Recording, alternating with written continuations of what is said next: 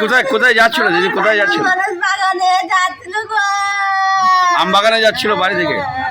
ওই আমার শ্বশুরের বাগানে ওষুধ দিতে যাচ্ছিল গো। কিসে যাচ্ছিল?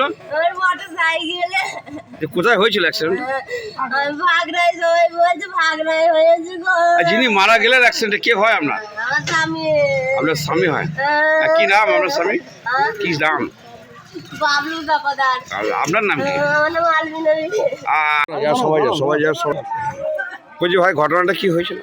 ঘটনাটা হয়েছে তোমার হচ্ছে ভাগড়া একটু এগিয়ে এসে, ঠিক আছে, এবার ও এগিয়ে ছিল আর আমি কুসুম গ্রামে ছিলাম। গিয়ে দেখছি যে ওকে একটা ইকো গাড়িতে মেরে পড়ে আছে। ওখানকার পাবলিক তুলে দেখছি পানি পানি দিচ্ছি, তারপর গিয়ে দেখছি পুলিশ হাজির হয়েছে। পুলিশে বলছে কোথায় বাড়ি, এবারে আমি বললাম যে এটা আমার ভাই হয়, বোনাইয়ের ভাই, এটা আমার বোনাইয়ের ভাই হয়, এটা আমাদের দিয়ে বাড়িতে সঙ্গে সঙ্গে বাড়িতে ফোন করে দিয়ে তারপর বললাম যে মন্তেশ্বরে নিয়ে যাচ্ছি। যে পুলিশকে বললাম যে স্যার তাহলে মন্তেশ্বরে পাঠান। দিয়ে বলছে হ্যাঁ, আবার গাড়ি ফোন করেছি, আসছি। অ্যাক্সিডেন্টে যিনি মারা গেলেন উনি কোথায় থেকে কোথায় যাচ্ছিলেন?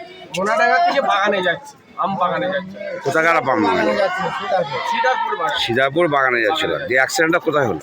অ্যাক্সিডেন্টটা হয়েছে তোমার হচ্ছে ভাগড়া থেকে একটু এগিয়ে, ভাগড়া পিপলন বাজাবাজি। ভাগড়া ভাগড়া পিপলন, ভাগড়া বাজার সংলগ্ন এলাকা। ঠিক আছে, যিনি মারা গেলেন ওনার নাম কি? ওনার নাম বাবু দফাদার বাবুল দফাদার। আচ্ছা, বাড়ি মোনাডাঙ্গা। আচ্ছা, কতটা বয়স হবে?